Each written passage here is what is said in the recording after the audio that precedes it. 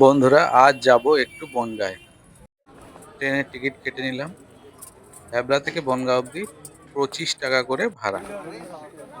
তারকেশ্বরে বাবার মাথায় জল দেবে বলে এনারা যাচ্ছেন। প্রচন্ড রোদ ছিল, ট্রেনও লেট ছিল, তাই একটু বসে নিলাম আমরা।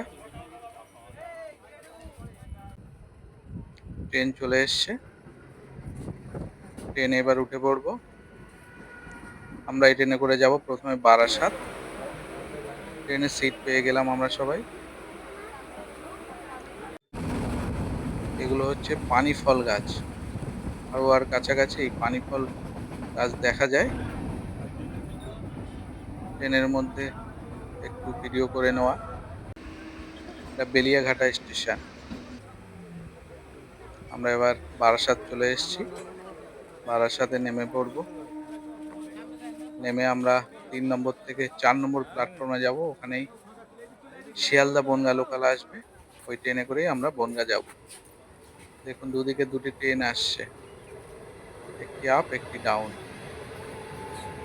যাই হোক, আমরা বনগাঁয়ে যাব। যে নিমন্ত্রণ কথা বলছিলাম, আমার শালীর মেয়ে, তার জন্মদিন, সেই উপলক্ষে যাব আমরা। এখানেও ট্রেন প্রথমে গেটের ধারে একটু ভিড় থাকলেও ভিতরে মোটামুটি ফাঁকাই ছিল। হাবড়া এসে আমরা সিট পেয়ে গেলাম সবাই। এই সেই চাঁদপাড়ার কালিদির হোটেল, বীভৎস ভাইরাল ছিল। যাই হোক, আমরা বনগাঁয় চলে এসেছি। আমাদের নামতে হবে ট্রেন থেকে। ভিডিওটি ভালো লাগলে লাইক, কমেন্ট এবং অবশ্যই যারা ফলো করেনি ফলো করে দেবেন। ধন্যবাদ।